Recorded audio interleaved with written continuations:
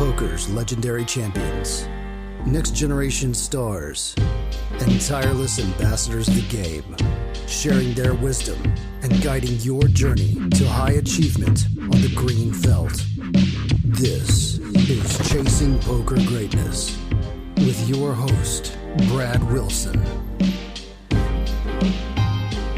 Welcome, my friend, to another episode of the Chasing Poker Greatness podcast. As always, this is your host, the founder of ChasingPokerGreatness.com, Coach Brad Wilson. And today's guest on CPG is an elite cash game combatant who's also a world-class poker coach, Patrick Howard. Pat's the younger brother of Poker Detox founder and one of my personal favorite CPG guests of all time, Nick Howard. In my personal opinion, Poker Detox is the gold standard of staking groups. The way they've been able to scale and effectively/efficiently coach up pretty much any player into becoming a consistent, winning cash game player is next level impressive. And you may not know this, but Pat has been incredibly influential in Poker Detox's sustained success as their behind-the-scenes strategy architect. The first course Pat created was Ether, which generated 6 figures in sales on the public market and was a springboard to Mobius, the mandatory private course all Detox members treat like their personal money-printing poker Bible. On my personal mental list of the most influential and impactful coaches in all of poker, Patrick Howard is easily in my top 3. With that said, today is all about Patrick's twisty-turny origin story into the world of poker, and in today's show, you're going to learn why $6 is all that separated Pat's massive success from soul-crushing failure, a submitted question from rabid CPG podcast listener Nick H., inquiring about Pat's thoughts on aliens, the power of finding simplicity on the other side of complexity, and much, much more. And before you dive into today's episode with Patrick Howard, I'd like to say a few words on behalf of the sponsor of CPG, me. If you love the podcast and want to support my content creation habit, there are a few real easy things you can do. Firstly, if you've never had an account on poker platform Bovada and you live in the USA, head to freenuffle.com where you can follow a few simple instructions. It only takes a few minutes, I pinky promise. You can get access to my $199 course, Neutralize Flop Leads, and do your part in keeping this train rolling. Secondly, you can head to cpgmerch.com where you can buy a Chasing Poker Greatness branded hat or shirt and rep your favorite poker podcast in your favorite local card room.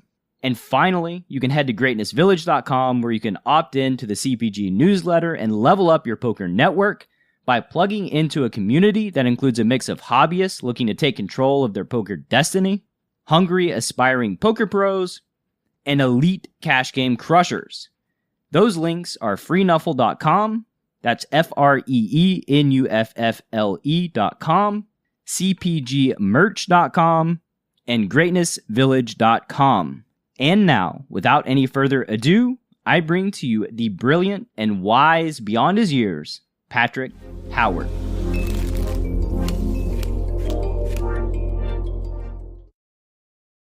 Patrick, welcome to the show, my friend. How you doing? I'm good. Thanks for having me. It's my pleasure.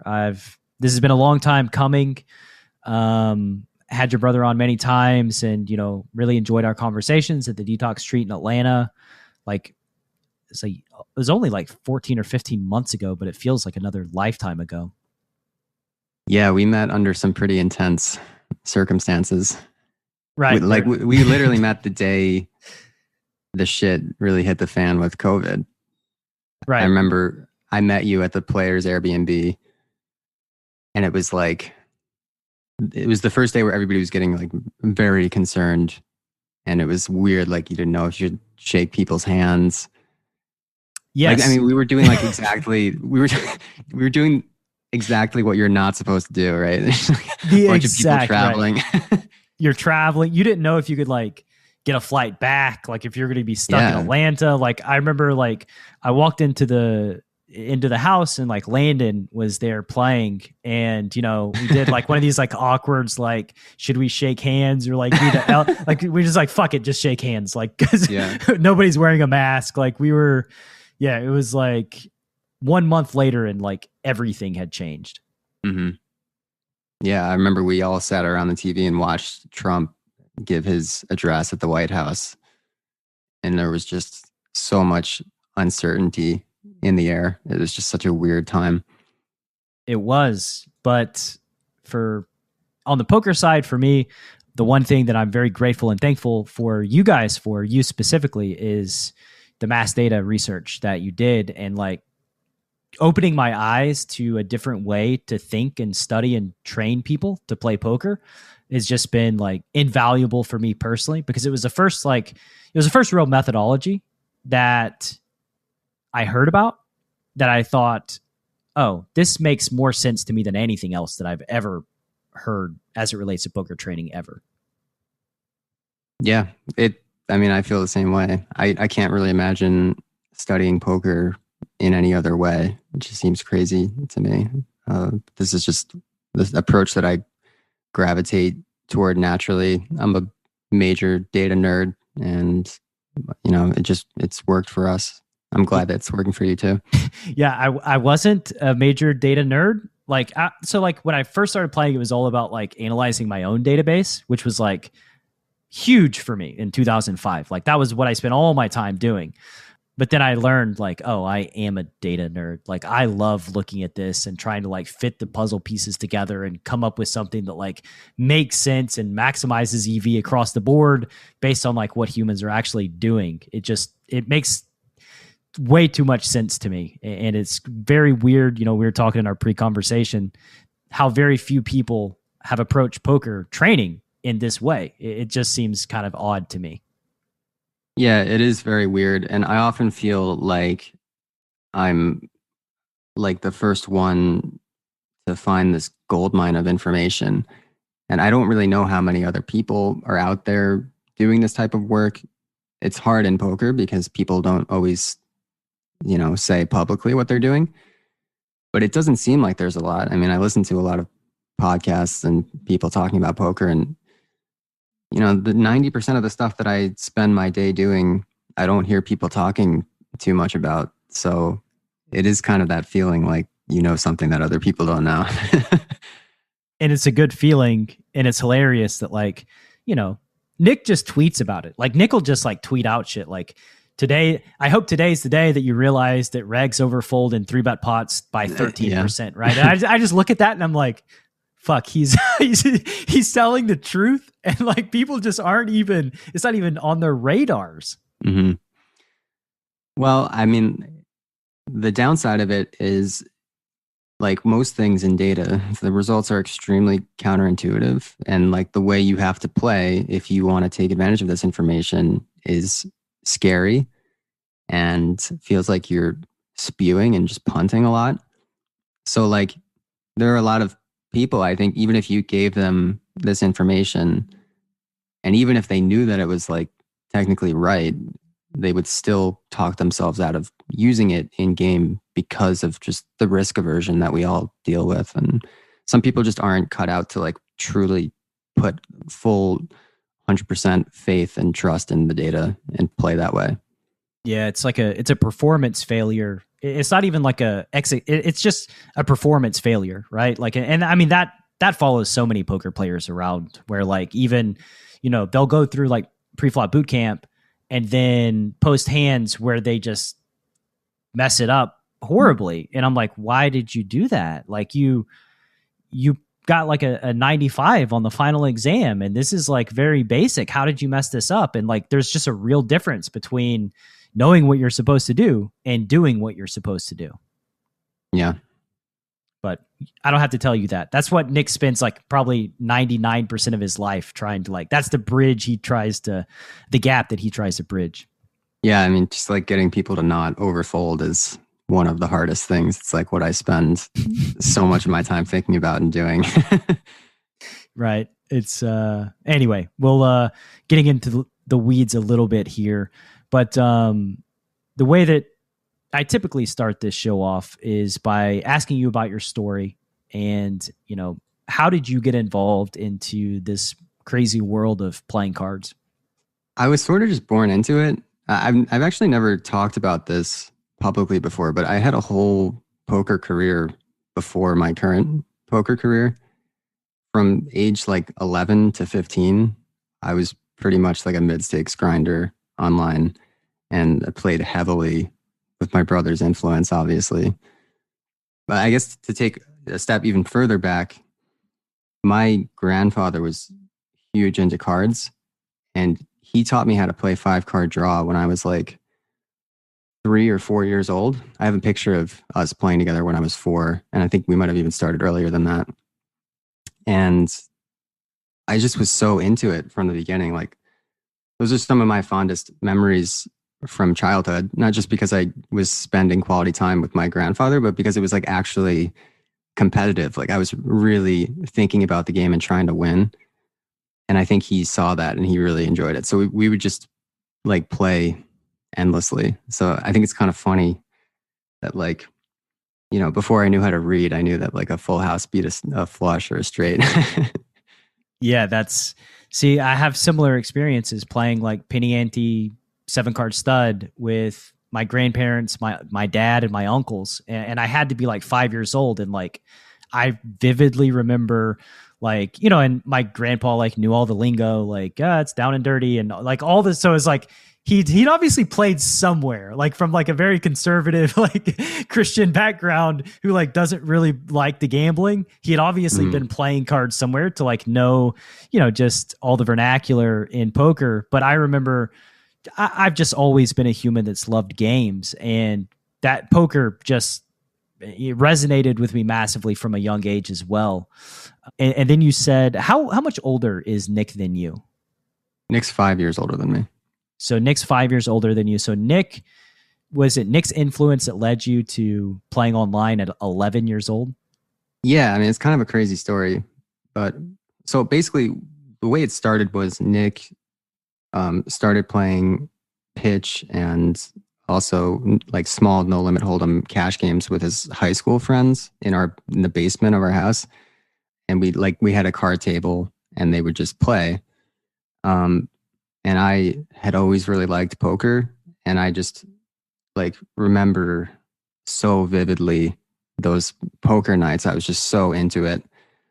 I have this very distinct memory of I would like come home on a weekend after like playing outside with my friends, and I would see cars in the driveway of our house. So I would know that Nick had his buddies over.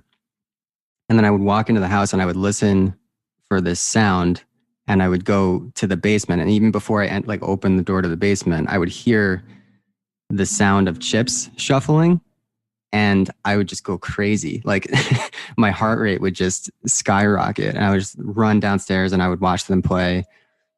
And I would like beg my parents to give me $5 to play in the games. And sometimes they would, and I would always lose. And I would, you know, throw temper tantrums and cry. Like I did not handle losing well at all.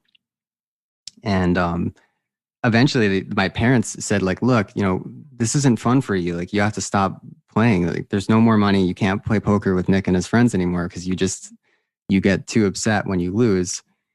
And I disagreed, obviously, but you know, I didn't have any money, so I couldn't play. But I would still, like, anytime they played, I would be there watching, and I would be so just transfixed by the game. Like, I always liked poker, and then as soon as money got involved, it was just like over for me. I was obsessed. So the way that I ended up getting into online was Nick had started playing a little bit online. What year was this? This would have been 2003. So pre-Moneymaker. Yeah, just like right before that boom. Right before it. Cool. And I'm 29 now. So this was like just after my 11th birthday. So there was this one night where Nick was in a tournament on Full Tilt, and he gets this call from his high school friends that there's like a party that he wants to go to. And I don't know what I was doing. I was just like in the basement with him. So he's still in this tournament, and he's like nowhere near cashing. So he looks over to me and he says, Pat, I'm in this $10 tournament, and I have to go, but you can play if you want, and I'll give you half of whatever you win if you cash. And this was like a pretty big tournament, and I don't think he even thought that I would cash. So I'm like, yes, obviously. This is like my dream. Right. I think I had played online for Play Money before, so like I knew how the buttons worked and everything. So I sit down and I start playing this tournament, and I don't actually remember a single hand that I played in the tournament. The next memory that I have is many, many hours later, Nick comes back from his party and he walks up to the computer at the basement. I'm still playing. A good sign. And he's like, "You're still in?" I'm like, "Yeah, dude, I'm still in." And we were 3-handed at the final table. And this was like a pretty big tournament. There was like, I don't remember exactly how much was first place, but it was like something like $5,000. So he's like, "Holy shit." He's like, "Move over. I'm going to start playing." So he starts playing, and I think we were the short stack when he took over, so I can't blame him for busting, but we ended up busting in third. Yeah. So he lets you get down to 3-handed and just takes it from you. Yeah. But anyway, we won like $1,500 that night. So we split it 50-50. And that was how I started my bankroll online. And as every like seasoned gambler knows very well, the very worst thing that can happen to you is you have a big score the first time you gamble, because you just think that's going to continue that way. And of course, it's not going to continue that way. So I took this 750 and I started playing 25 cent, 50 cent, 6 max, no limit cash games. Like party poker days? No, this was all on full tilt. Full tilt? Was full tilt around then? Man, that's crazy that they were around. I forgot. I thought that they cropped up like in the late 2007 or 8, but no, it was definitely on full tilt. But anyway, I started playing these cash games and I just like immediately started losing. And, I lost like 100 and then a few hundred. And then I lost the entire 750 that I made in the tournament. And then I made a really, really big mistake, which was I kept playing on the account with money that was not mine. Mm-hmm. Because Nick had like something like 1,000 or 1,500 more sitting in this account. Yeah. And so I just kept playing and I just kept losing. And to this day, like I was thinking about it before I came on this podcast. I'm not really sure if I was just running terribly or if I was actually playing really badly, because like, if you're a small winner in cash games, you can easily go on a 20 to 40 buy-in downswing. It's not unheard of at all. Even if you have like a decent edge in the games, you can do that. And I was really trying like very hard to win in these games. And I was thinking about the game. And I remember Nick had a Card Runners account. Do you remember Card Runners? I was a Card Runners coach briefly. Yeah. Really? Nice. Yeah. So he had one of these accounts and he showed me like, you can go on this site and there's like guys videotaping themselves playing poker and explaining their thought process. So I was watching Taylor KB, also known as Green Plastics, his videos, and also Muddy Waters. And I remember like very vividly watching these videos and being so into them. Like I just remember this feeling that I got watching these videos, because these guys were playing like 2-4, 3-6 on Ultimate Bet usually. And they were explaining their thought process in a really simple way. And they were just kind of like talking through what they were doing. And they just were making it look so easy. And I remember just like hanging on their every word during these videos and like really just trying to absorb everything that they were saying and like trying to actually mimic how they played when I was playing. But anyway, I just kept losing. And I remember this one day where Nick came down while I was like playing a session on the computer. And he asked me like, "Dude, I know you've been playing a lot. Like, what's going on?" I checked the account. It looks pretty low. And I'm like, "Yeah, there's like a few $100s left in the account." And he gave me this really stern talking to, like, "Look, this wasn't your money to play with. Like, you you have to figure out a way to pay me back. You can't just lose this money. And I got like really upset. And ultimately we agreed that if I could keep playing, but if I busted the account, I would have to go tell our parents what had happened and figure out a way to pay Nick back. Yeah. I think he just figured like, well, there's like a few $100 left, so just let him play it out because he's he clearly thinks he can turn this around. Yeah, he's a DJ now. He's got to go for it.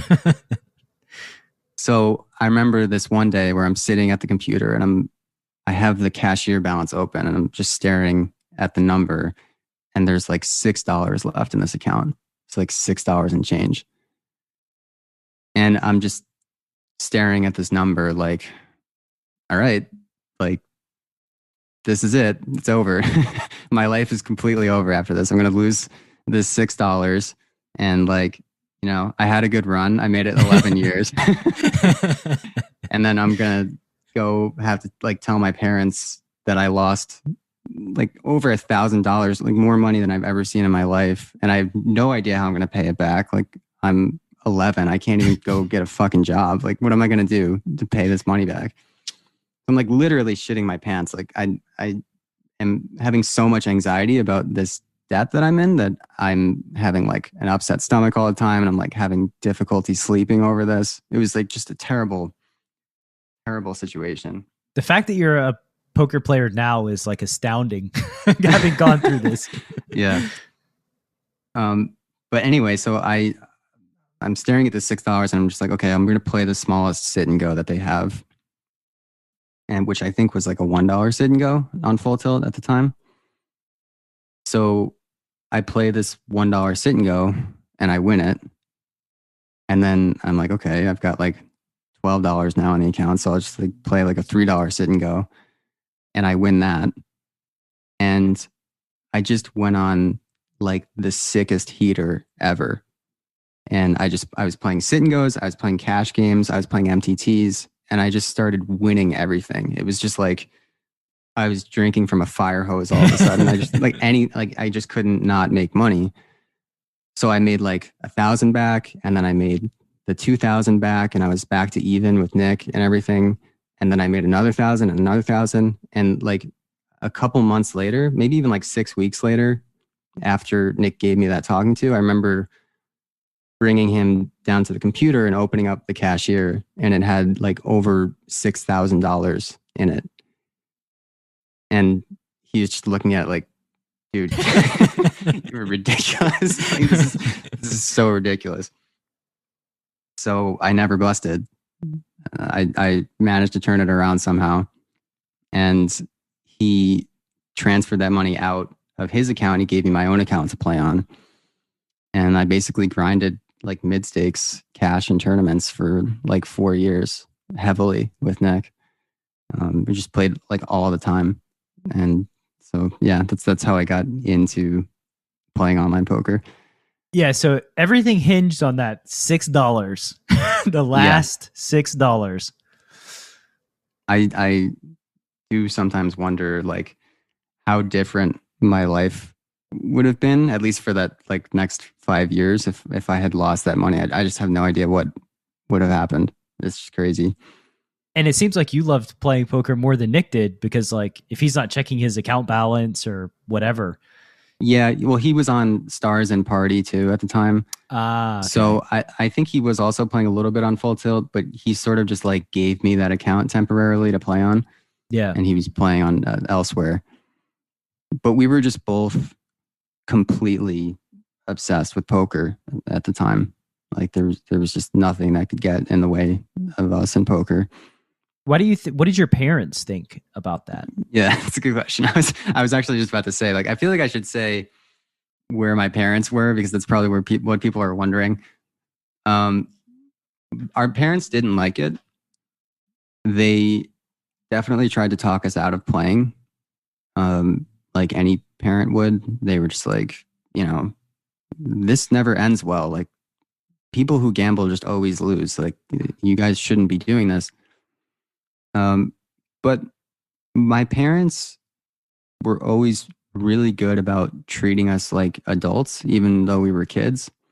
So like if we were clearly in danger or something, they would step in and they would tell us what we needed to do. But the thing is, like, we were winning. So, it was, I guess, a little bit easier for them to be like, okay, there's no like clear and present danger here.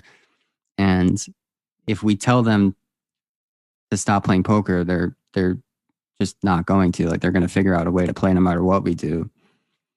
So, like, my parents were always very good about letting us make our own decisions, make mistakes, like learn from our mistakes like adults. And I've always like really respected the way they parented like that. Because I think if they told us not to play, we just would have played anyway. Like, there was no stopping it. We were completely obsessed. Yeah, then you would have just had to like have anxiety about hiding it and figuring out like how to you would be lying to them. I mean, everything would have just gone downhill. And like you said, like when you're obsessed with something like that, they're not going to stop you, right? Like they could bar you from doing it. You'll figure it out on your own. So it's better to like oversee what's going on and keep yourself in the loop from a parental perspective than to just like force it underground. So then what happened? Like, so you said from 11 to 15. So I assume something had to happen at like age 15 that dampened the obsession. Yeah, it's weird. I don't really remember there being like a specific day where I stopped playing, but Nick moved out eventually. Like when I was 15, Nick was 21. I think he moved out when he was like 20. He tried to go to college and then he quit after a semester, came back and then left around age 20. So like, I think it was a combination of just like burnout and losing my poker buddy. And I just like lost interest in it and I stopped playing completely. And I got really into other things. Like I was really into video game design in high school. I went to college. I got a degree in physics. Then I started a master's PhD in biophysics. I had a fellowship and like, so I was kind of on track to like having a normal life. And then like 6 months into grad school, not even 6 months, like 3 months in, I just like woke up one day and I realized this is not for me. I just can't do this. There's no way that I can have a future here. What led to that? There had to be something building to come to that conclusion. I don't think that I really went to grad school for the right reasons. I did very well in college and I had great grades. So I was able to get into some really good schools. And like when you're in like hard sciences, like physics and chemistry, they actually pay you to go to grad school. You get a fellowship and they give you a stipend. So, I mean, it was just like a great deal. And all my teachers in college said, like, you should take this deal and go do this. But I wasn't really thinking about like what I really wanted to do, what I was interested in. And I've just never been the kind of person where I can show up at a job like that I'm not really into. I have to be 100% into it. Otherwise, I just like self-destruct. Also, like, what's the point? You know, we're here temporarily, so we probably need to be doing the things we're passionate about.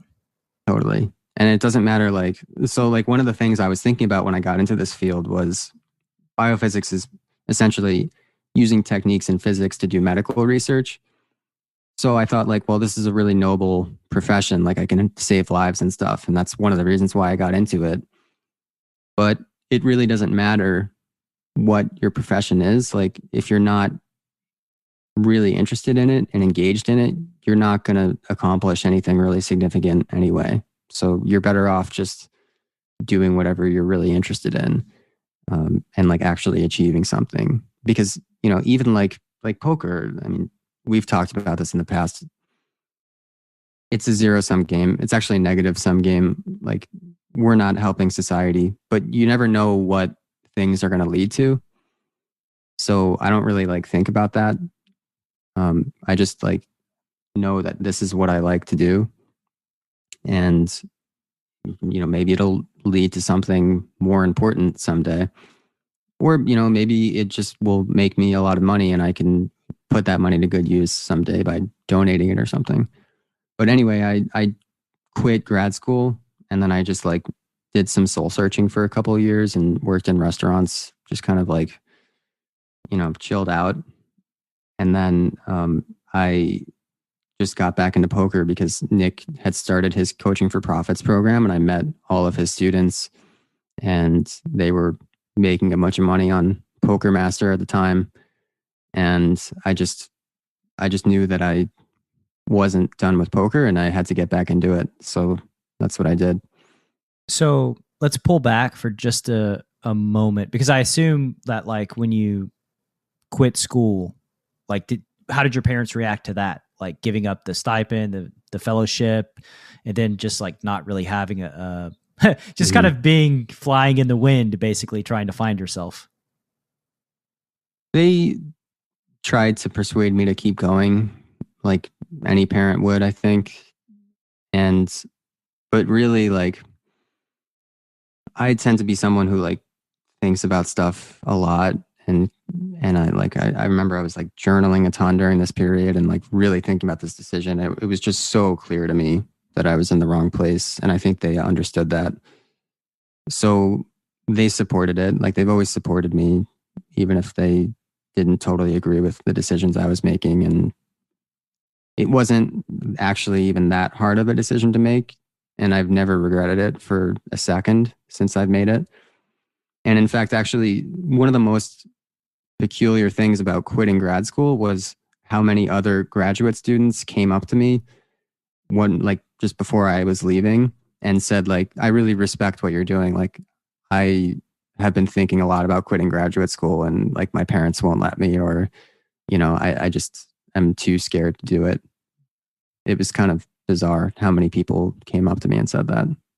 Yeah, I mean, it seems like a no-brainer, right? Like you're just going to do what is good for Pat, right? Like, and that's just at the end of the day, that's what you're going to do. But I think a lot of people do feel those external pressures and will just pursue something just because of all the outside forces, and they can't handle the pressure of like disappointing somebody else or letting them down or having those hard conversations. So I'm sure that like for a lot of those people that were on the fence, or not even on the fence, they were off the fence. They knew this is not the place for me. I can imagine that that's pretty inspirational for them to see like, wow, he's doing it. He feels the same way I do, and he's actually taking action and quitting. Yeah, I think that's just humanity, right? It's like social proof of somebody doing something that you desperately want to do. And you probably gave other people courage to drop out of school. So I don't know if that's something to be proud of. I think in this case, it certainly would be.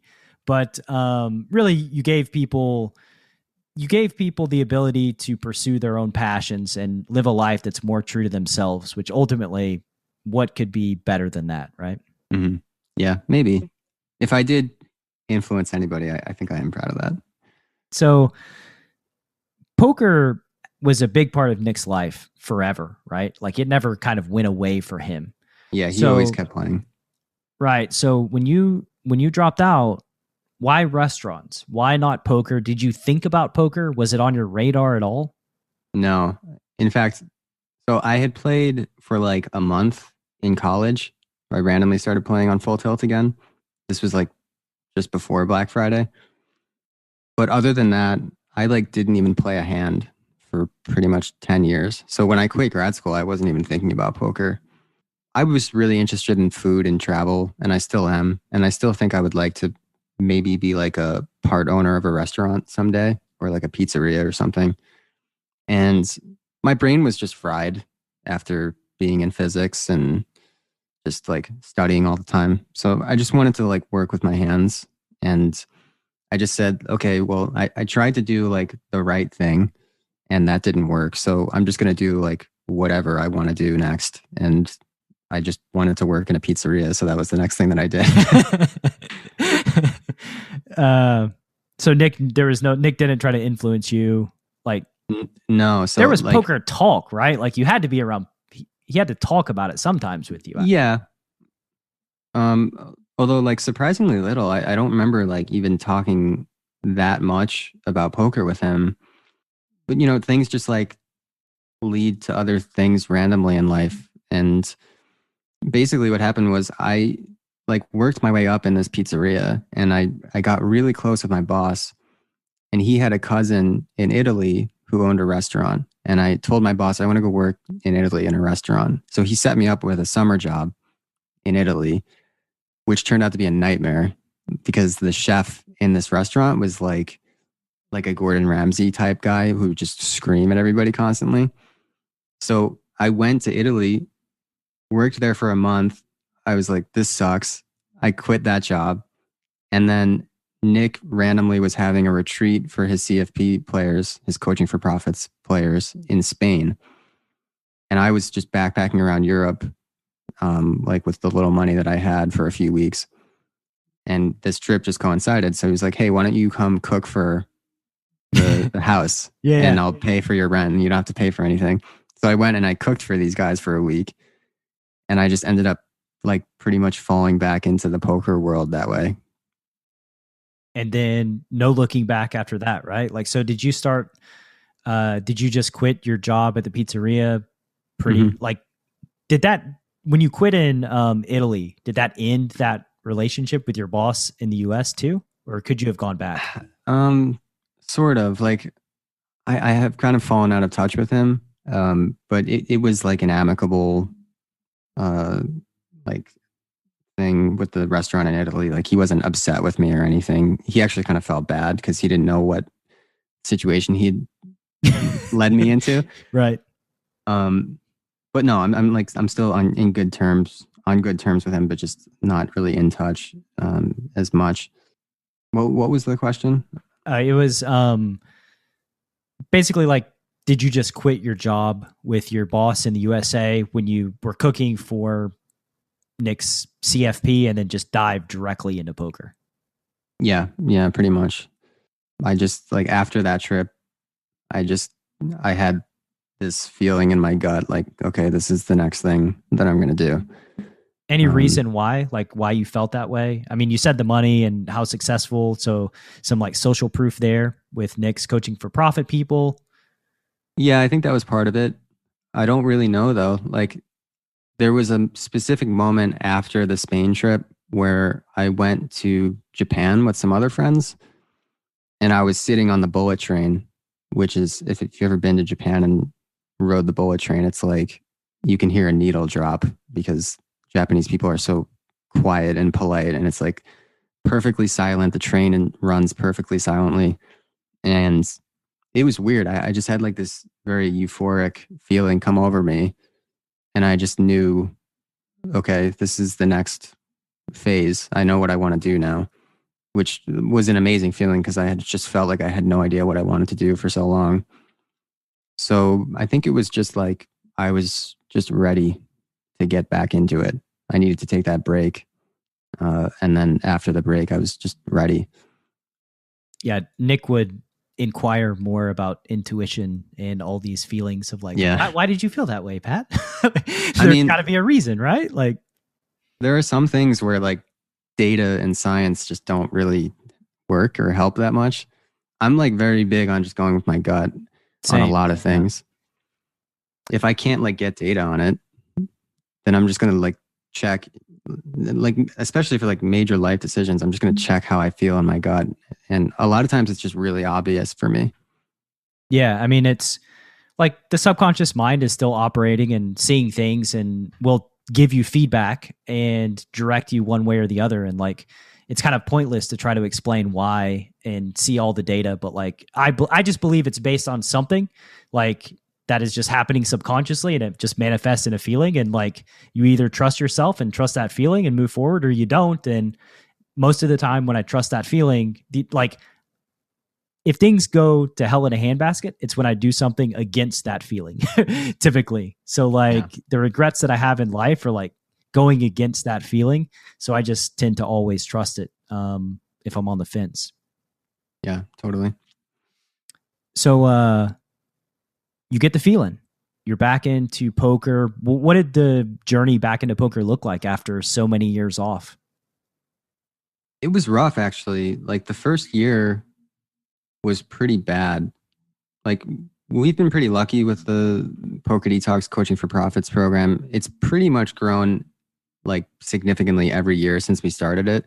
But 2018 was a bad year. That was, I think, the one year where we actually like lost ground, because I'm sure a lot of people know this, but Poker Master was like completely corrupted and we were just getting cheated. Yeah.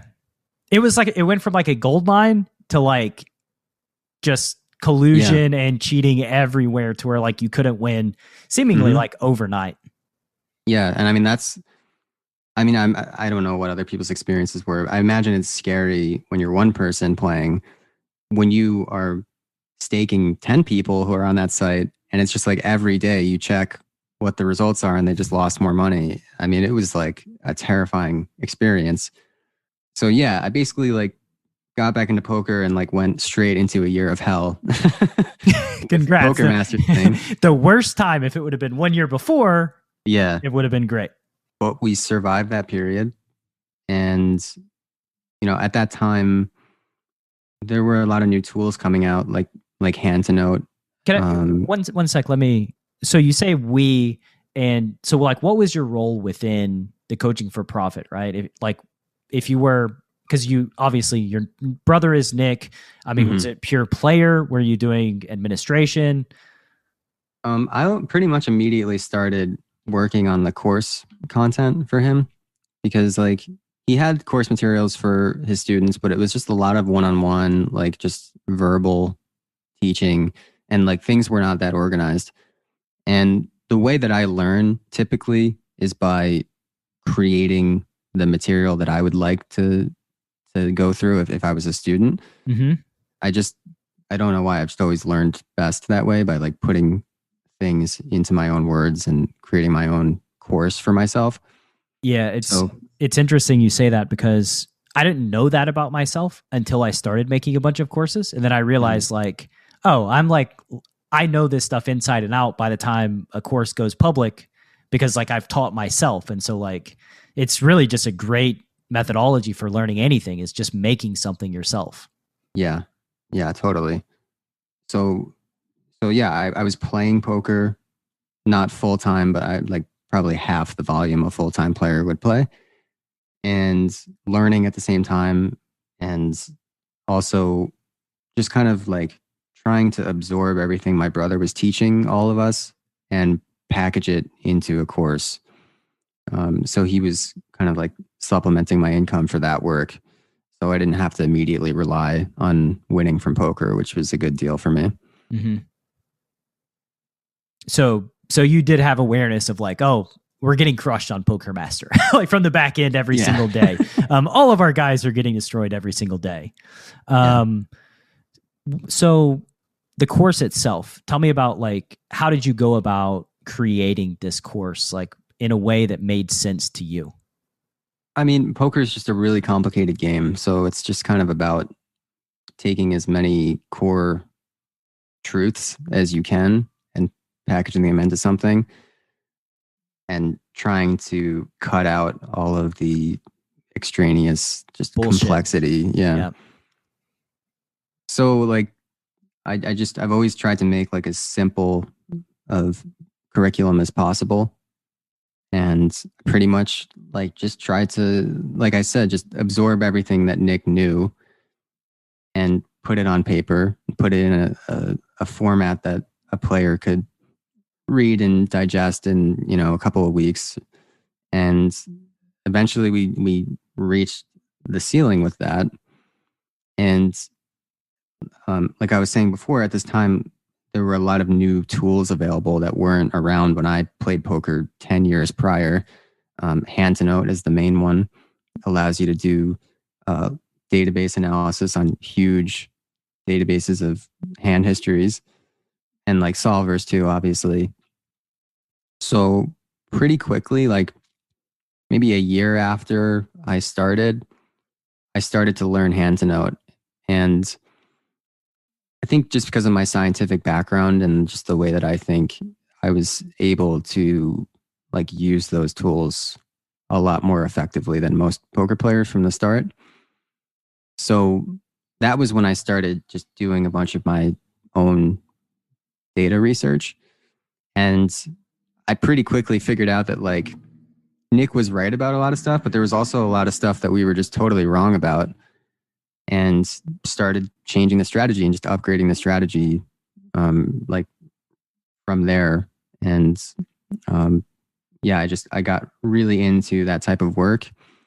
I ended up doing a bunch of bluff catching research, and then I created a public course from that, which was called Ether. I took like some of the sales from that and started my own bankroll. And I decided to leave CFP because I had enough money to play on my own stake. And then that was early 2019.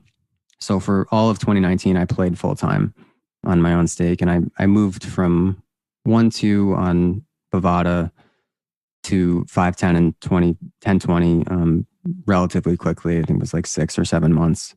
And then after that like a year of playing, I stopped again. I took like another 3-month break from poker.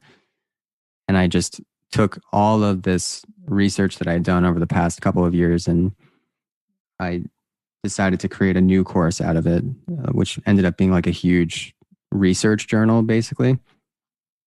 Sort of halfway between a research journal and a course. And we ended up using that journal as the course that we put our Coaching for Profit students through now. So I kind of came back to CFP as a coach only. And since then, our results have kind of exploded in the past year and a half. And we've gotten much bigger now than we were back a few years ago. In a world where a fish dog bets the flop and you don't know what to do, one man, Coach Brad Wilson, has a surefire plan to neutralize flop leads and rip that dunk to shreds. Nuffle. Available now. Go to chasingpokergreatness.com/Nuffle. Rated R. So, couple things to unravel there. I think the first question that I want to ask you is, you mentioned stripping out the extraneous stuff, reducing the complexity so that everything's more simple.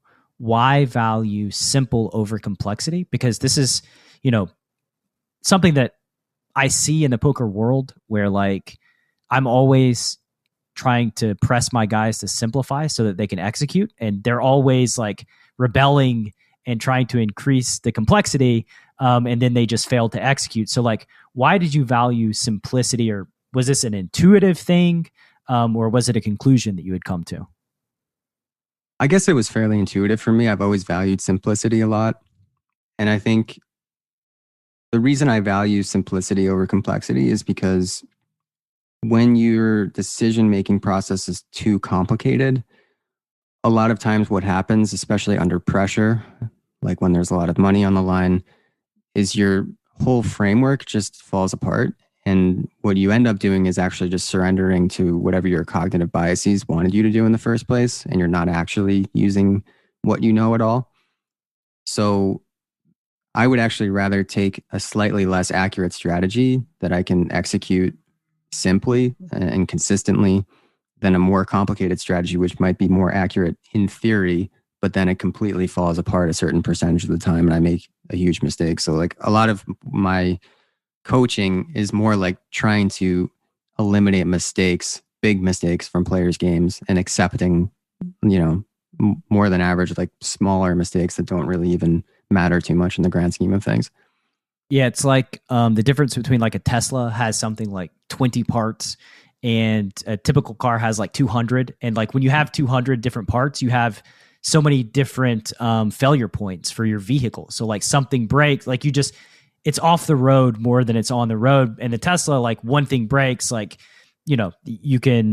there's just fewer parts to manage. And so the more parts that you have to a strategy, you have more failure points, and the more likely it is to break at one of those parts. And then also, you mentioned the cognitive biases, and like in coaching, the way that I do structure most of my private coaching is like listening to play and explain videos and then giving feedback in high frequency spots that I think move the needle, just listening to my students' thought process. Right. And one thing that I see pop up, it's almost comical how like something will happen that's unexpected in a hand. And so like my student will have a plan, something unexpected happens, and then all of a sudden they just fall apart because like they don't have a plan, and all of it. And now it's like, well, I would call here if I had a club. Right. And it's like, you feel Yeah, that's my favorite.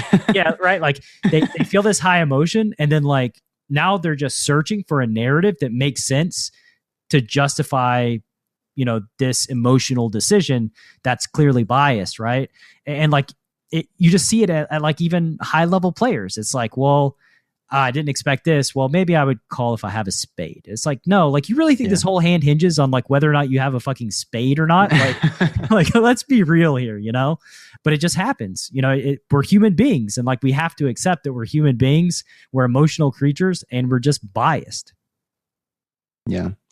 The other thing with poker is a lot of times, like in practice, the solution to a hand does end up becoming pretty simple because everything usually hinges on a concept that I call the equity threshold. So basically, you have two concepts in poker that are really important: mandatory defense frequency and optimal bluffing frequency.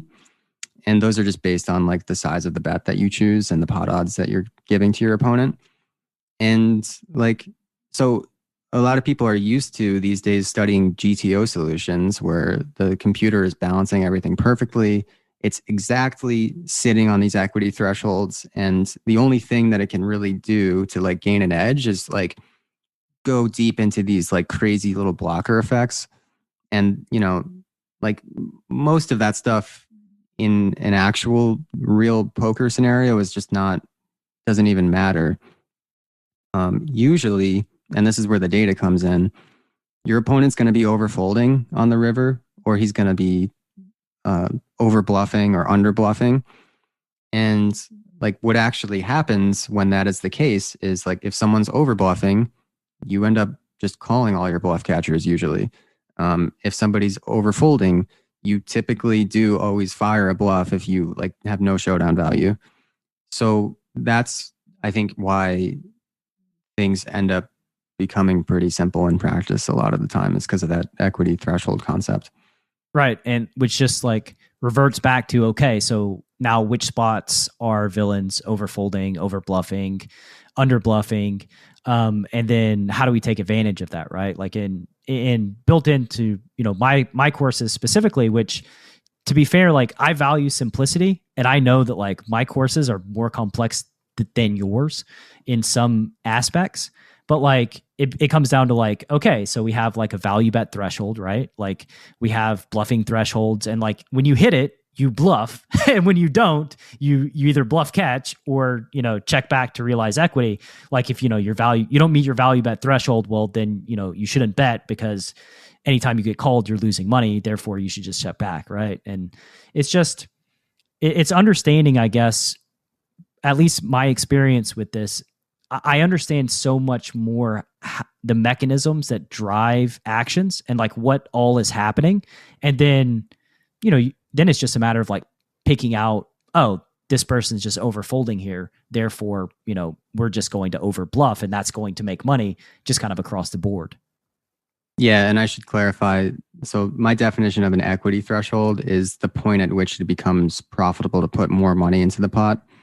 So if you exceed an equity threshold, you're going to either be betting or raising. And if you're not exceeding it or calling, and if you're not, then you're going to be, checking or folding basically.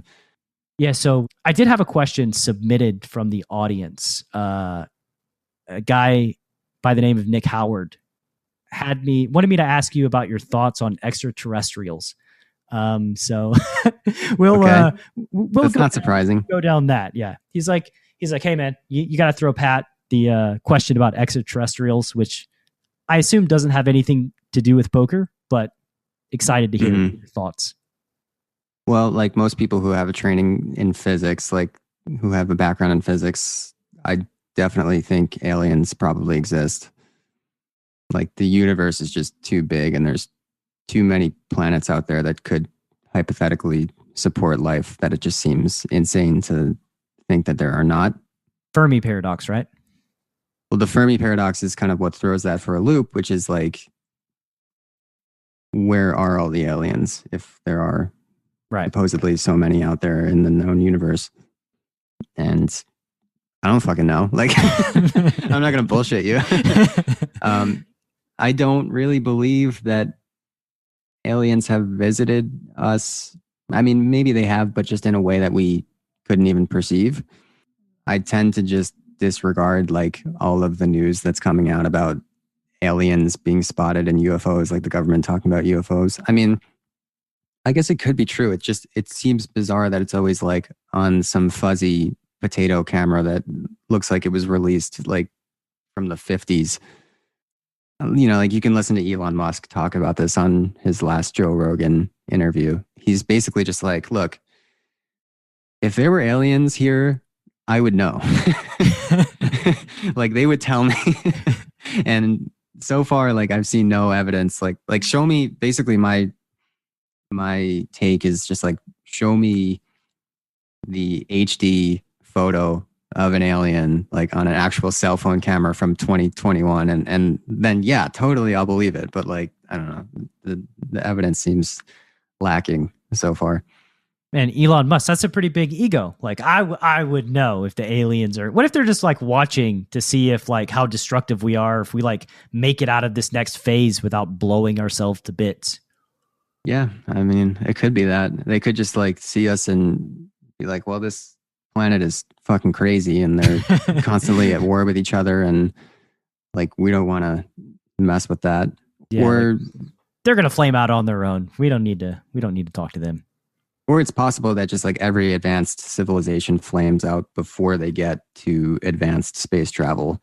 And the distance, both in space and in time, are just too vast between, you know, life-bearing planets that they just never come into contact with each other. Yeah, that's the great filter theory, right? Where like basically everybody's fucked. At some point, every civilization just falls apart eventually.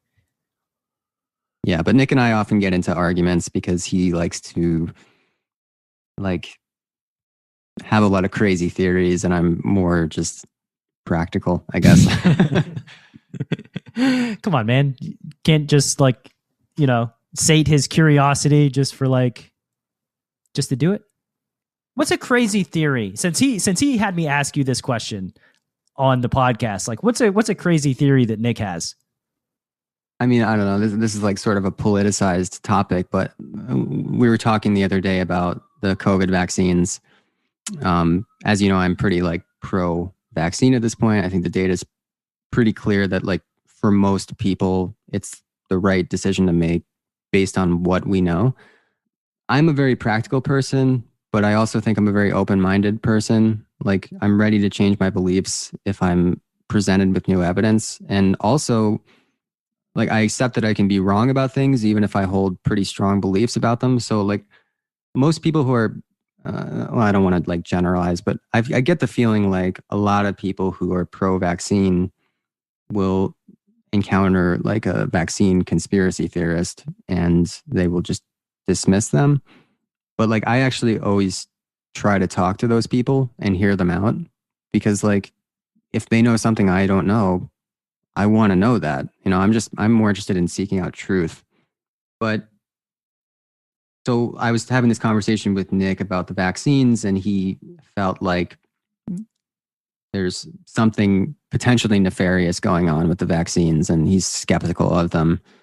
Usually the direction our arguments go in from that point is just like, I'm not really interested in debating unfalsifiable arguments. If you can't measure it or test it, then it's sort of just a crazy theory. And like you can talk about it for entertainment, but it's not like an intellectually serious place to start a debate from. I'm much more about like looking at the data that we have now and basing my decision on that. And also disregarding unknown unknowns, like, you know, what could happen in the future with the vaccines or what could happen in the future with the virus. I don't think that really belongs in an accurate decision-making framework. Yeah, I mean, they're unknowables. So like, how do you quantify it if you can't measure it? You just don't know. It's interesting. I need to have Nick back on to talk about his vaccine nefarious thoughts because probably you could skip that one. I think I have like it probably gets censored. Oh man, I have no, I have people that I respect and love that are also that are like on the fence about the vaccine, and like I always want to hear them out, and I want to know like the thought process and like why they believe, because like I respect your brother more than I respect almost any other human being. And so like if this is something that he's thinking about, then yeah, I do would value his opinion on the matter. Like I think it's worthwhile to listen to it. And I think like that's a very wise way to go about just encountering people that believe pretty much anything differently than you, is just hearing them out, right? Hearing the reasons for why they believe what they do. Because like you're never persuasive when you belittle and dismiss people outright, ever. Like if you want to change somebody's opinion, the worst thing you can do is just call them stupid, right? Like because they just bear down. And then on the flip side of that, having an open mind, like if you learn something that changes your opinion, then like you've grown, you've upgraded your thought process. Like now you're smarter, more well-informed, which can happen, right? Like that's a possibility. So like going into these conversations with open-mindedness, and it's just like, to me, has always made more sense than anything else. Yeah. Yeah, it's tough, man. A lot of people are very skeptical of the vaccines. Like I, like, 6 months ago or a year ago, like before the vaccines came out, I felt that there would be a lot of people who didn't want it, but I didn't really quite think it was going to be the 1 in 3, or maybe it's like 1 in 4 or 5 that it is. And it's just a tough situation because like, there's so many people, even people with advanced medical degrees and like, credentialed people who are speaking out against the vaccines and, kind of whistleblowing, I guess. And it just ends up becoming like a sort of he said, she said game. People don't really know what to believe. And unless you have a background in science and you're able to read papers and think critically about what people are saying, it's very hard to, separate the signal from the noise and the truth from the misinformation. So I think people just don't really know what to do. And like for some people, inaction feels just naturally safer than inaction. Like not getting the vaccine feels safer than actually getting the vaccine. I think it's just a cognitive bias that we have. But for me personally, like, I've researched this a ton. I don't know why I'm so interested in it, but I just am. And I just read constantly about it. And I try to get as many opinions from different angles as I possibly can. And I was initially skeptical about the vaccines too. Like, I definitely wasn't pro vaccine from the start and wanting to be like a guinea pig. But over time, I just felt that the people who were intelligent and making an argument for vaccines were just making a lot more logical sense. And the people who were intelligent and against vaccines were actually not, like, they were smart, but they weren't actually logical and clear thinkers. And, so far, I personally believe that like everything that I've read that is anti-vaccine has been mostly just speculation. Like they just don't have a shred of like real evidence that these are significantly dangerous. The vaccines are not 100% safe. I don't think anybody's saying that. There are definitely some very rare risks, but that's not the point. The point is like, what's safer? Right. Is it getting the vaccine or not getting the vaccine? And I think, with the exception of people who have had the virus and children, I think it's pretty clear for all the other groups that like getting the vaccine is going to be safer. And, this is just human nature. Like, I'll just say this, betting against medicine, like poker players always think in bets, right? That's a really bad bet to make. Like if you just look at the last 100 years of history and the change in life expectancy that humanity has seen, at least in the developed world, especially, and most of that is due, or a lot of that is due to advances in medical technology.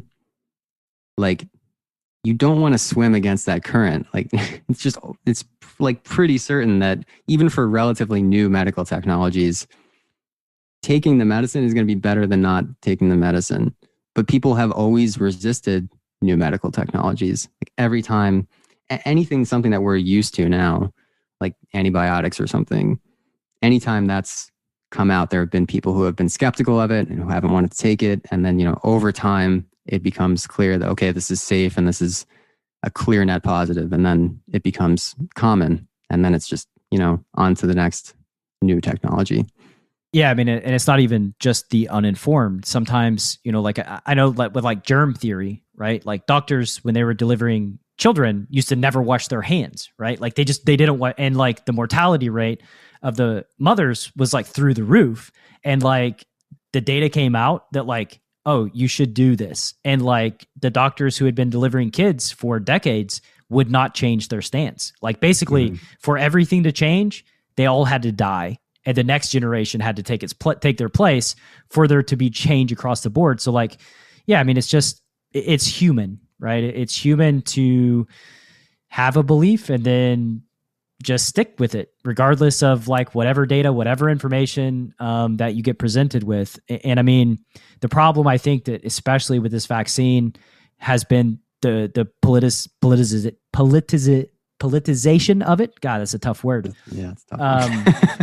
It's been so politicized that like people root their identity in one way or the other, in the same way that like people root their identity into like one side of the political spectrum or the other, or they root their identity in their religion, to the point to where like whenever you say something contrary to what I believe or a thing that my people believe, then it's personal to me because that's who I am.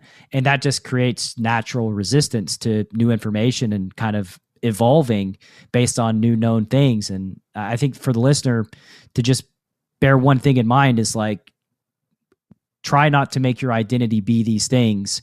At least question, right? Like question whether or not things are true, because a lot of times if you're wrong, you grow and you're better because of it. And if you don't learn anything, then you've just solidified your belief, and that's a good outcome too. Yeah.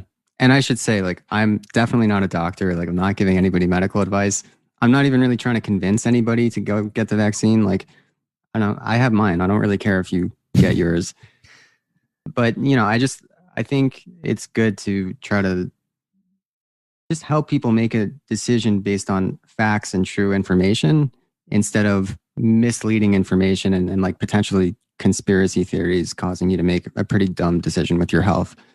We're entering a great unknown, Pat, a world where mis and disinformation is so prevalent that like getting to the root of the truth of things is difficult for anybody, right? You'd have to spend all your time researching everything to get to like what's actually happening because of just all the distortion. And that to me, like when, the release of deep fakes and like you can just mimic people's audio and video, and like it's a scary place to be as a society, having to deal with like not being able to trust really any information that comes your way at face value.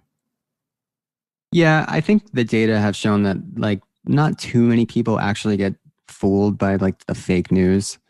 But with the vaccine, I think when there are so many different opinions being thrown around, it can be easy just to say, I don't know, just throw up your hands and kind of like shut down. And when you shut down, you don't take action. And unfortunately, like the vaccine requires your action to take it. So yeah, that was a Sam Harris podcast. He was talking about deep fakes, somebody that like specialized in analyzing, researching deep fakes. And basically, to make the long story short, the end result was, she said that like basically in information warfare, like if it's the Russians trying to influence whatever, basically like their end goal is not to convince you. Their end goal is to make you not care and not trust anything. Like that's the actual end goal. And I think that like that really hit home with me, because that was like my stance on a lot of things was like, well, I don't know the truth of it. So like, what's the point of even like believing one thing or the other? Yeah. Yeah, it's tough. I mean, this is why I do this mostly on like my private social media, like Instagram, but I've like just made videos explaining stuff like the VAERS data and just to try to help my friends cut through some of the noise. But, unfortunately, there's just not that much you can do. It just, this is how it is.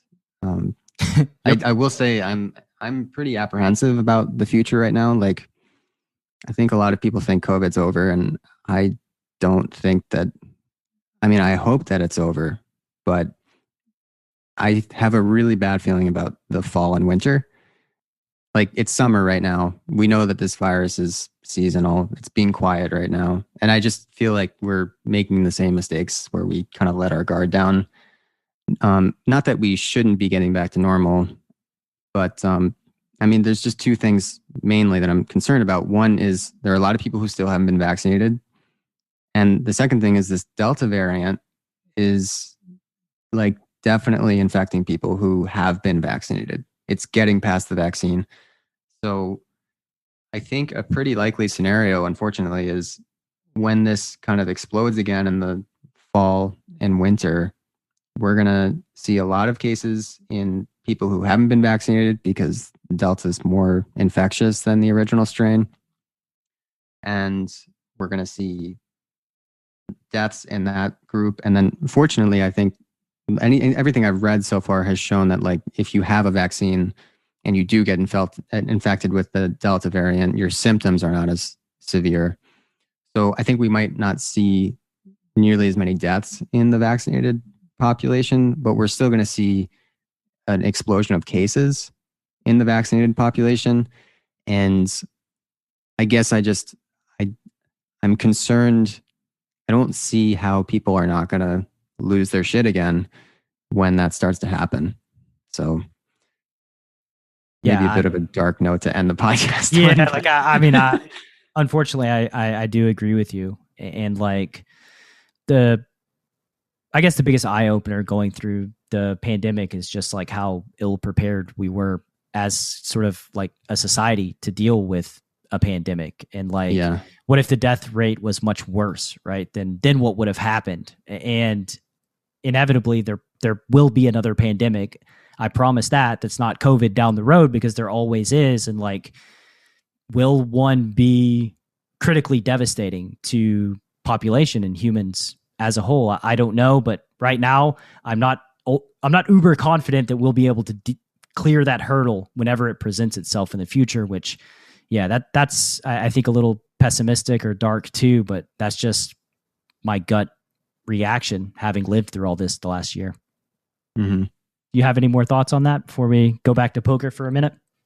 Yeah, I mean, I don't think that it's that likely that like a Ebola type virus will get loose and like kill everyone. But I think people maybe don't fully appreciate like how fragile society is. Like, the real risk is, yeah, maybe it's like 2 or 3 times as deadly as COVID. And then people really start to freak out. And then society collapses because everybody just panics. Like, that's the real risk. And I think a lot of the decisions that our government has made, over the past year will start to make more sense to you if you look at it through that lens of its panic mitigation, because that's their biggest fear, is that they enter a scenario where they lose control of people. So like, a lot of COVID policy didn't really make sense to me until I started thinking about it in that way. And, some of it just still doesn't make sense. Like, when they closed like the beaches and the hiking trails, that was when I was like, okay, they're just making it up. Like, we're kind of fucked here, because they clearly, like, they don't know what they're doing. They're panicking. Right. I mean, hopefully, like, we'll get like a booster shot or something, and the variants won't be as big of an issue as I think. But I do think there's like a good chance that we're going to be masking again in some places in the country and locking down potentially in the winter. I hope not, but we'll see. I mean, the biggest thing going for the USA is that, like, there's a lot of incentive to stop it. There's a lot of monetary incentive to not let it spiral out of control. And so, like, because of that, there's a lot of resources being put behind outbreak prevention and education, and hopefully to keep society from unraveling. But I guess we'll see. Yeah. Now let's go to like some lightning round questions that will be a little bit more uplifting here before we sign off. I'll try at least. Well, we'll start with this one. that I'm excited to hear your answer on. What's some common poker advice you hear that you completely disagree with? Common advice here. I hear people say nobody ever bluffs a lot, which I can't really understand. Because people definitely bluff a lot. So that would be a big one. There's a lot of poker advice that I don't really understand. I'm not really in the poker world that much. Like, I've always kind of been doing my own thing and studying the game in a different way than other people. So I don't hear like too much poker advice that I think, wow, that's like great advice. It's rare, at least. There's definitely people out there who are, really good coaches, and I respect them a lot. But there's a lot of, I mean, this question, because I'm the one that created this question, like over time, I've just created a long list of things that I'm like, nope, not true, not true, not true. And you just hear it perpetuated over and over and over again. And yeah, the reality is like the data tells totally different stories than a lot of conventional poker advice. And, whether you believe it or you don't, that's just the reality of this game. If you could gift every poker player one book to read, what would it be and why? Thinking Fast and Slow by Kahneman. This book completely changed my career. Just has like shaped everything that I've done since I read it. I mean, the whole book is worth reading, but basically the thesis is that humans are irrational and we have all these cognitive biases. So the way we think is often irrational and wrong, and it's like reliably and systematically wrong. And there are just like hundreds of examples of this in this book. Loss aversion is a really common one, where we actually feel more pain from losing something, like twice as much pain from losing something than we feel pleasure from gaining that thing. But really, like, once you start to see that your brain and your intuition are really fallible, that's like the fundamental truth. I think that changed the way I thought about poker, because after I read this book, I really started devaluing my intuition and really putting full faith in data, because I just think it's more accurate.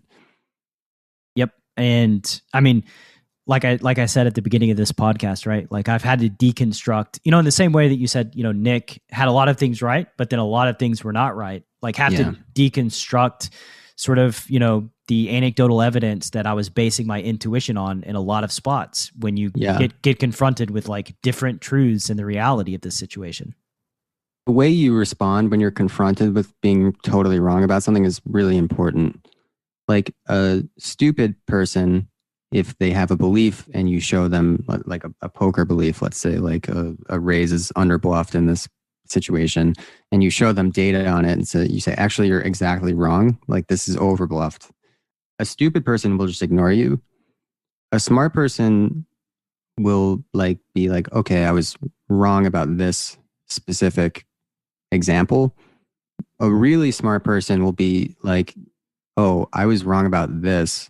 I could be wrong about everything. And then start searching for other scenarios where his intuition is failing him. So I think, you can tell a lot about a poker player and how much success they're going to have by how they respond to being shown information like that and being shown that they're wrong. Absolutely. Just measure the pushback. And that was like, it's exciting, by the way. Like, for people, like, what's interesting is like, you would think that it wouldn't be exciting to realize that like a bunch of things that you thought was totally wrong. But for me, it's like, holy shit, like, this is awesome. Like, I've made all these wrong assumptions, and now I get to upgrade my game in all these different areas that like other people aren't doing. And that just creates massive edge. So like, I don't know. I've just always felt excitement when I've been proven wrong on specific things that I really felt strongly about. It's like, holy shit, like, this is great. Like, yesterday I was an idiot and today I'm smarter, and that's good. Yeah. Hopefully today I'm an idiot and tomorrow I can figure out things that make me smarter. And that's really just kind of how I think about life. Yeah. again, it's just like you're more interested in truth than comfort. You know, you're okay with dealing with some discomfort and some confusion in the short term if you're moving toward truth in the long term. Yeah, I think the biggest downside is like never finding that ground where you feel safe, like never having an anchor in something that's like doing well in poker. You know, I think that's probably, Nick talked a lot about that when he like became very dogmatic about like the PIO outputs and like reached his, you know, low point and then really just had to change the way that he thought about everything.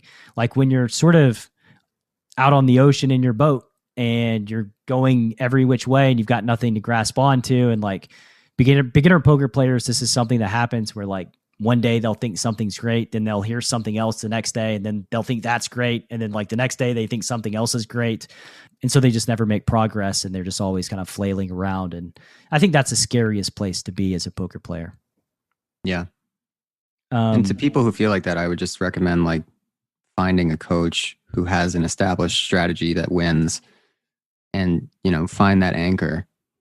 And then, you know, you can start learning more and creating your own style of poker. Right. But if you're just going any which way the wind blows, you're dead in the water. Yep. And just having that solid grind, even if it's not like the best of the best thing, just something to sink your hooks into that stabilizes you. And then from there, you know, you just learn and grow and become better with that foundation in place. Yeah. I always say like the most negative EV thing that can happen to you as a poker player is you get knocked out of the game completely. And if you go on a huge downswing and you don't have any faith in your system, well, what's going to happen is you're probably going to end up taking tons of time off. So, you know, even if you're on your best day winning a little bit less with a simpler strategy, there's a lot of value in being able to pump that volume day in and day out and not have long periods where you're just like trying to recover from the insanity of poker, because this is an insane career. Like you're going to have horrible stretches of variance that you have to deal with, and you have to keep showing up every day, and it can always get worse no matter how bad things have gone for the last month or 3 months. So you need to have that consistency. And you have to be able to forgive yourself too. You know, I've had this conversation with like a couple of private coaching students. It's funny to me that, you know, you worded it that way, that like staying in the game is ultimately the most valuable thing. Like one of my private coaching students made like a 30 big blind mistake and then stopped playing poker for like a week. And I'm like, Right. Dude, like why? Like you're winning in the games you play in. We can quantify this objectively. So like, doesn't it make more sense to just like accept that you're fallible and you're going to fuck up and you may make a 30 big blind decision, but like being out of the game, like that costs you $300. How much did it cost you to be out of the game for a week? Like 3,000, 4,000?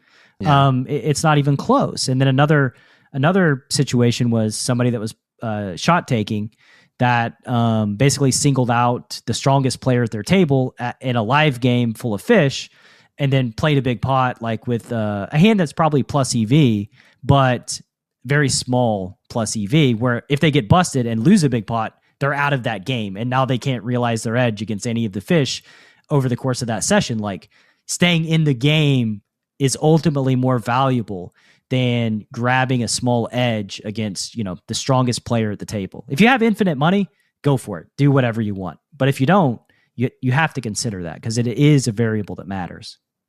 Yeah, I mean, there are definitely times when you want to take a day off or maybe a few days off if you really feel like you need that space and the time away from the tables. But it's sort of like the gym, right? Like if you're taking a month off or 2 months off, something went wrong. Like that's almost never correct unless you got like seriously injured in some way. And then that probably means you did something wrong.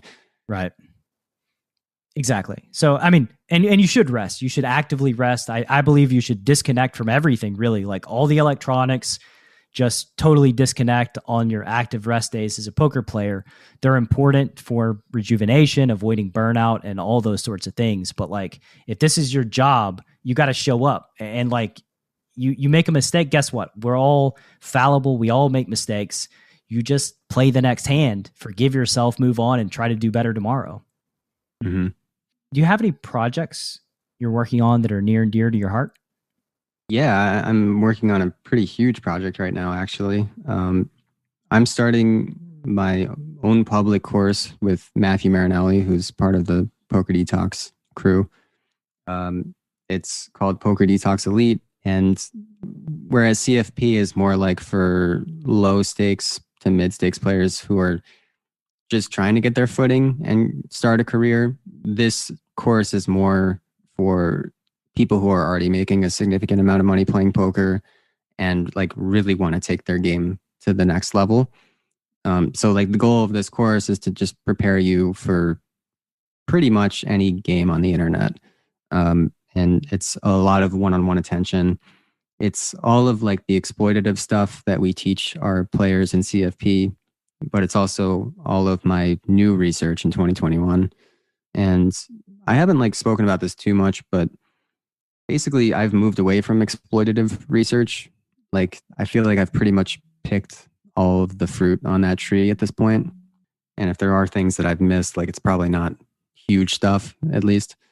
And most of my time, pretty much all my time at this point is spent doing GTO research.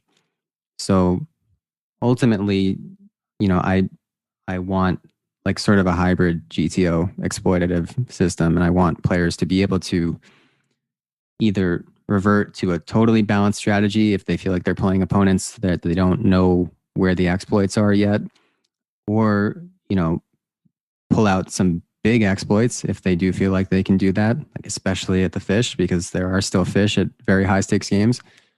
Or like making small adjustments, like minute exploits that are, for all intents and purposes, like imperceptible to your opponent, but you're not quite playing GTO at the same time.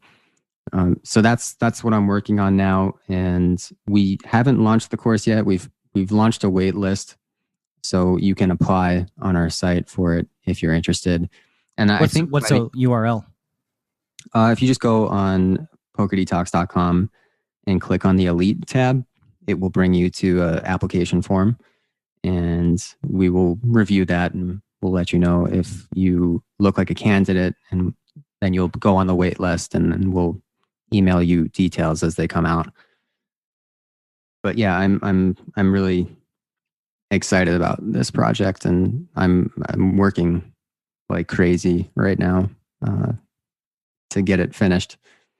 See, I knew I liked you. This is the only rational way that conclusion that I've come to as it relates to training is like pick the exploitative fruit, Pareto principle it out. 80% of your winnings come from 20% of the players. And then from there, you know, you just need to like toggle your play style on and off when you're playing against like really strong players and then really weak players. Like you need to just play very exploitatively against the weak, and then not so exploitably, more GTO against the strong players. Like that's the only rational thing that conclusion that I've come to. So I'm glad to see that, like, you know, you're that's the way that you're constructing, because I would be very sad and have to rethink things if you were going about it like a totally different way than I thought would be best.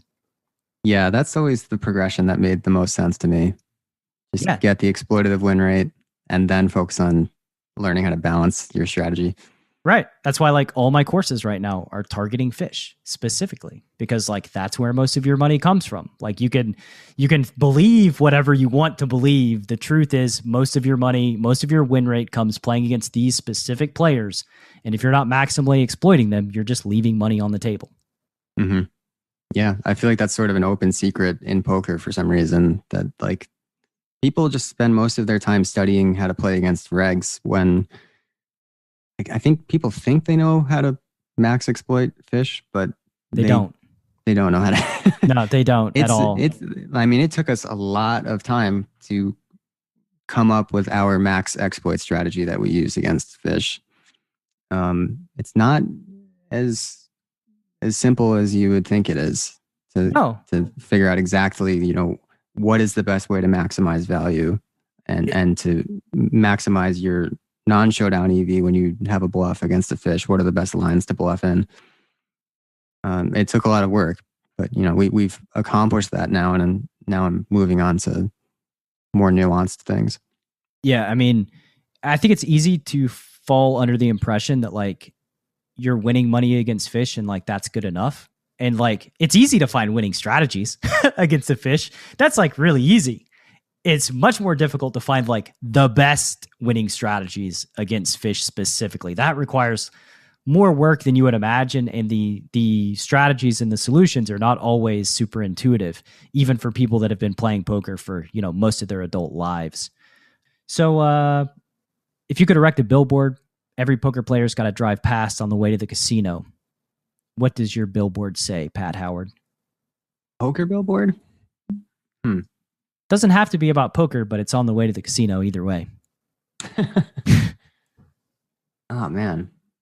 Yeah, I don't know. I don't have like a simple answer to this. I tweeted something which may be a little bit too long for a billboard, but it was the first thing that came to mind when you asked me this question, which was if fish just learned how to play pre-flop correctly, 80% of regs would be out of a job overnight. And I think that's kind of an important concept to accept, even though it's an uncomfortable truth. A lot of players would have difficulty like identifying fish if they played correctly pre-flop, let alone exploiting them. And yeah, it's not that hard to learn pre-flop, so hopefully they don't do it. Oh man, yeah, it's like it's the thing that like sets up everything else. It's like the base of operation. It's a foundation that you like base most of your post-flop strategies on, and like people just assume that they've got pre-flop down and they never go back to look at it. It's like it boggles my mind that like pros don't invest the time to just get it down pat, because like it's a learnable thing. I have a billboard actually. I would say betting for information isn't a thing. Yeah, that's a good one too. I tweeted the other day that like thinning the field doesn't make you more money, like thickening the field does.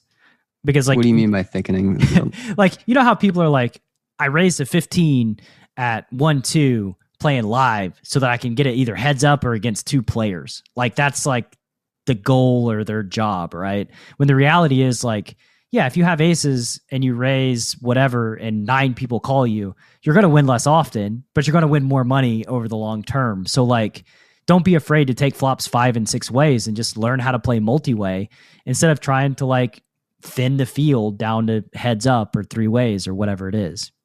Gotcha. Anyway, it's another one of those things that I hear people saying all the time, like, oh, you want to thin the field, and it's like, do you really? Like, I would rather have all the whales play every single hand personally. Yeah. All right, man. So to wrap up, where can the Chasing Poker Greatness audience learn more about you on the World Wide Web? You can follow me on Twitter. I'm at Mobius Poker, Mobius Poker. And I have a link to my Run It Once blog there, which has been pretty popular over the last couple of years since I started it. I write mostly about like the logistical side of poker as a career. And like more recently, I've even like just written about like the social aspects of poker and just like what a strange job it is. So if you've never read that, check it out. You might enjoy it. And yeah, follow me on Twitter for updates on this new course that I'm releasing. Hopefully I'll be releasing it by end of summer. Cool, man. And by the time this episode goes live, it'll be almost September. So it'll probably be pretty close coinciding with when this goes live. And, you know, you're one of the best in the business, one of the best trainers, coaches, thinkers in the game, both you and your brother. And yeah, it's a pleasure. It's an honor knowing you guys much better. You've provided immense value in my own career and my own life.